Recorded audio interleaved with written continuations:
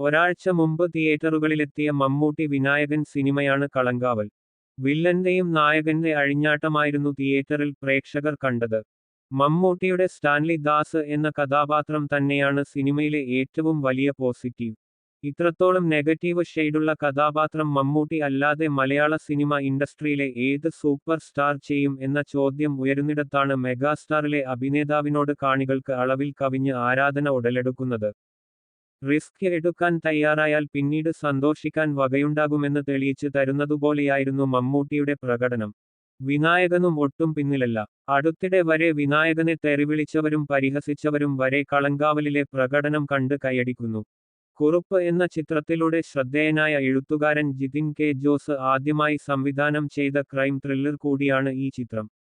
Release ചെയ്ത് 6 ദിവസം പൂർത്തിയാക്കിയപ്പോൾ മമ്മൂട്ടി നായകനായ ചിത്രം ബ്ലോക്ക്ബസ്റ്റർ ഹിറ്റായി ബോക്സ് ഓഫീസുകൾ തൂത്തുവാരുകയാണ്. ബോക്സ് ഓഫീസ് ട്രാക്കർ ജെറിൻ ജോർജ്കുട്ടിയുടെ സമീപകാല അപ്ഡേറ്റുകൾ പ്രകാരം ആഗോള ബോക്സ് ഓഫീസിൽ കളങ്കാവൽ ഇതുവരെ 60 കോടി കടന്നു. ജിതിൻ കെ ജോസ് സംവിധാനം ചെയ്ത ചിത്രത്തിന്റെ ആദ്യ ആഴ്ചയിലെ ബോക്സ് ഓഫീസ് കളക്ഷൻ ആഴ്ച അവസാനിക്കുമ്പോഴേക്കും 62 കോടി കവിയുമെന്ന് അനുമാനിക്കാം. 25 കോടിയിലധികം ബജറ്റിൽ നിർമ്മിച്ച ചിത്രം ഒരാഴ്ചക്കുള്ളിൽ ഇരട്ടി നേടിയെങ്കിൽ അത് തീർച്ചയായും പ്രശംസ അർഹിക്കുന്നതാണ്.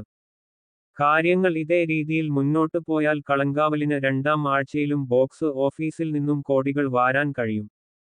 പ്രേക്ഷകരിൽ നിന്നും നിരൂപകരിൽ നിന്നും മികച്ച പ്രതികരണമാണ് സിനിമയ്ക്ക് ലഭിക്കുന്നത്. മൗത്ത് പബ്ലിസിറ്റിയും സിനിമയ്ക്ക് ഏറെ ലഭിക്കുന്നുണ്ട്.